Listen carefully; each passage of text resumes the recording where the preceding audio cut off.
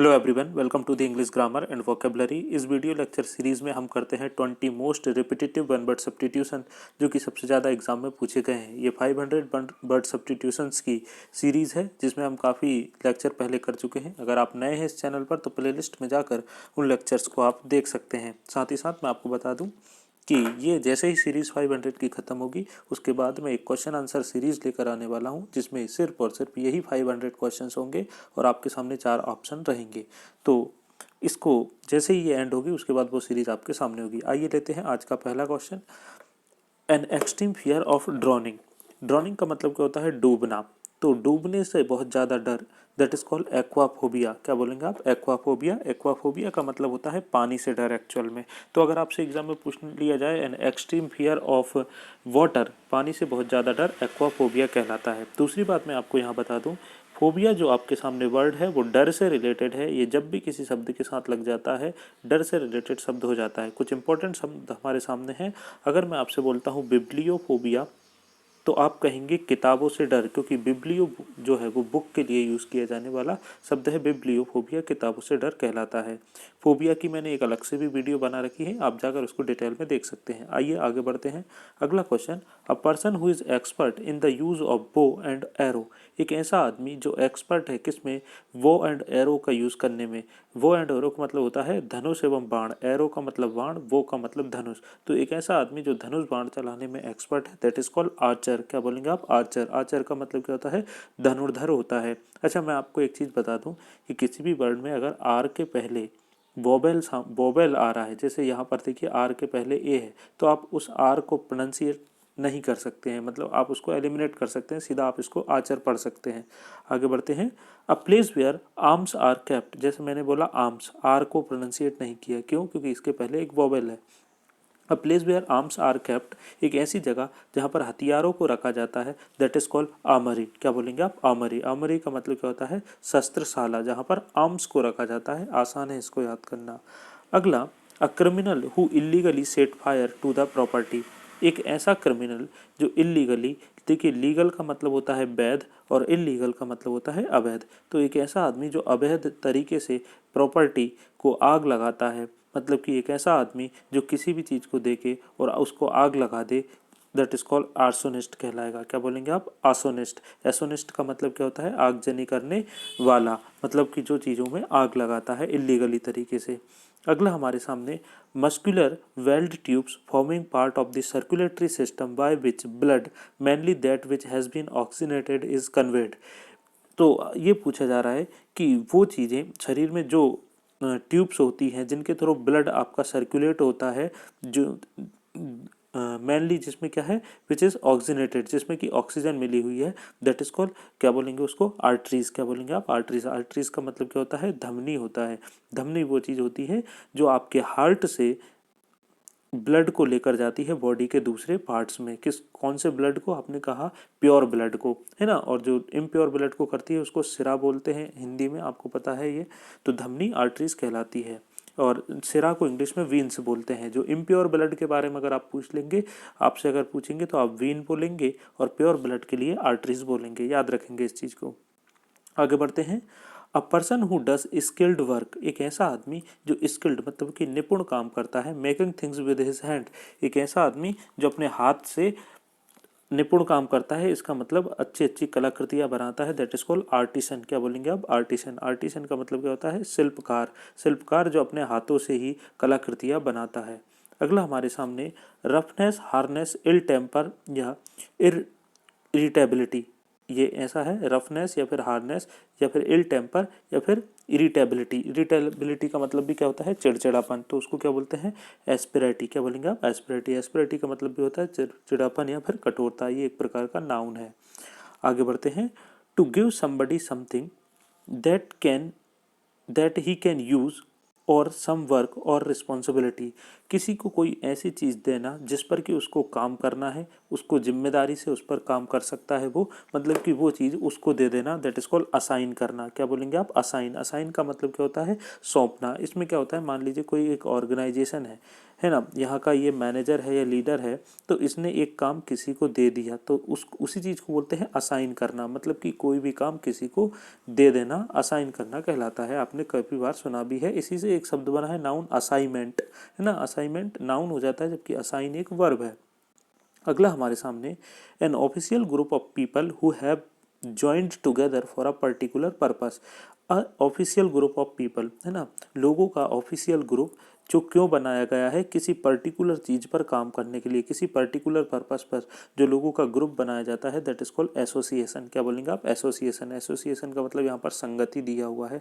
तो एसोसिएशन इसका मतलब है कि कोई भी काम कराना है, कोई भी वर्क है, कोई भी इशू है, तो वहाँ पर क्या करते हैं, 3 से 4 लोगों को अपॉइंट कर दिया जाता है और वो लोग उस चीज़ पर काम करते हैं। तो group of people for a particular purpose, that is called association कहलाएगा।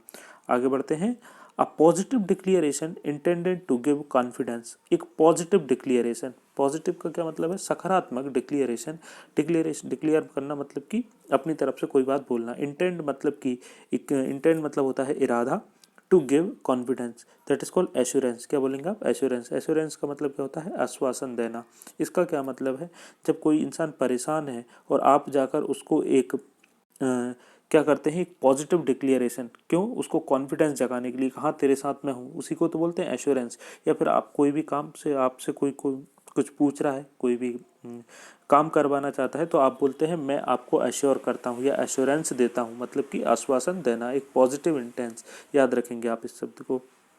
Widely separated specially in space, that is called ascender. Ascender का मतलब क्या होता है? अलग अलग, मतलब कि चीज़ों को तोड़ देना। वाइडली सेपरेटेड, है ना। He took the watch and ascended it. उसने वॉच को लिया और छोटे छोटे टुकड़ों में तोड़ दिया, उसको बोलते हैं असेंडर। उतना नहीं पूछा जाता है, लेकिन ये वाला शब्द काफ़ी पूछा जाता है।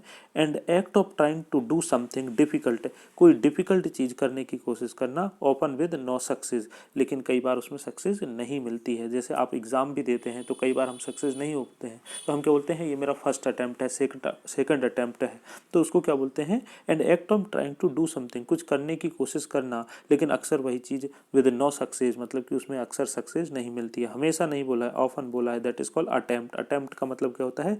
प्रयास करना, क्योंकि प्रयास करने का मतलब हमेशा सक्सेस नहीं होता, आप जानते हैं इस चीज़ को। अगला, a qualified accountant who inspect the accounting records. एक क्वालिफाइड अकाउंटेंट जो अकाउंटिंग रिकॉर्ड को इंस्पेक्ट करता है, मतलब कि उनका जायजा लेता है।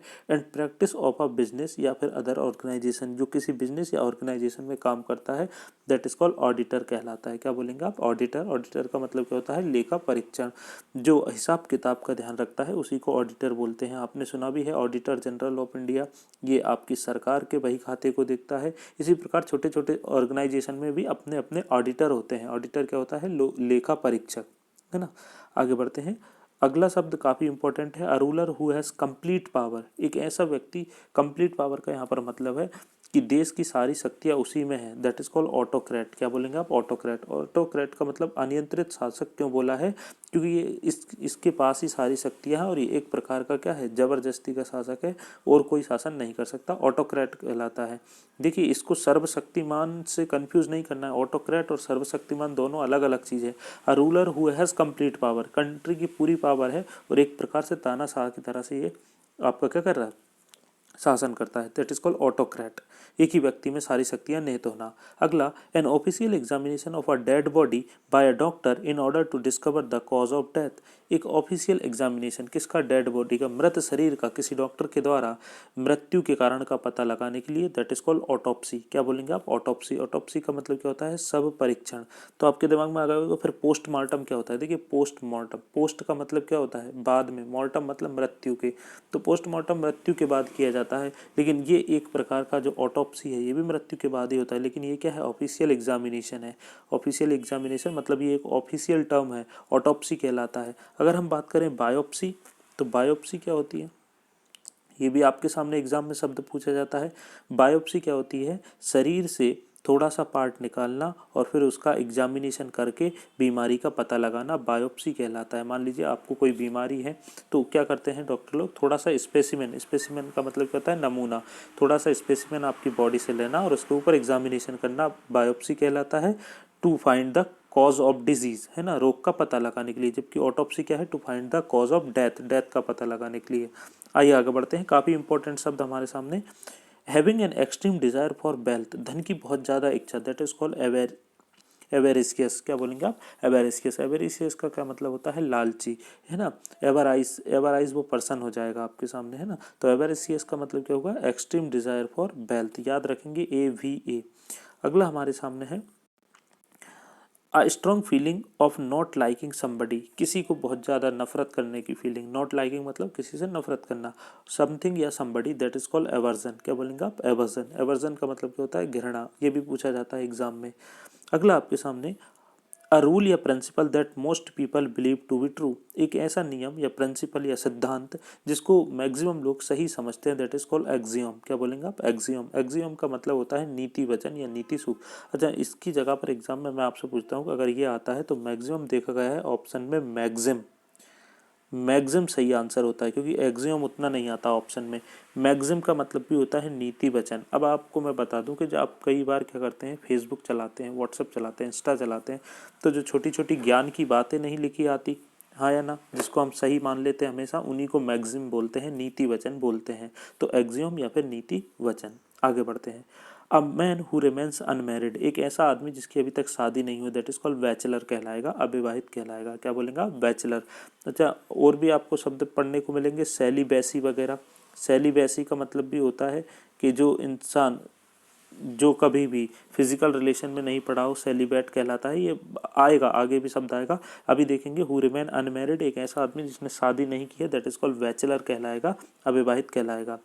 हैविंग लिटिल और नो हेयर ऑन हेड, काफ़ी पूछा जाता है एग्जाम में, सर पर बाल ना होना, दैट इज कॉल्ड बॉल्ड। क्या बोलेंगे आप, बॉल्ड। बॉल्ड का मतलब क्या होता है, गंजा होता है। तो ये थे आज के हमारे वन वर्ड सब्स्टिट्यूशंस, जो कि ब्लैक बुक ऑफ इंग्लिश से लिए गए हैं। उम्मीद करता हूँ आपको याद भी हो गए होंगे और आप रिवाइज करते चलेंगे, तभी आपको टेस्ट सीरीज लगाने में मज़ा आएगा। तो मिलते हैं नेक्स्ट लेक्चर में इसी उत्साह के साथ।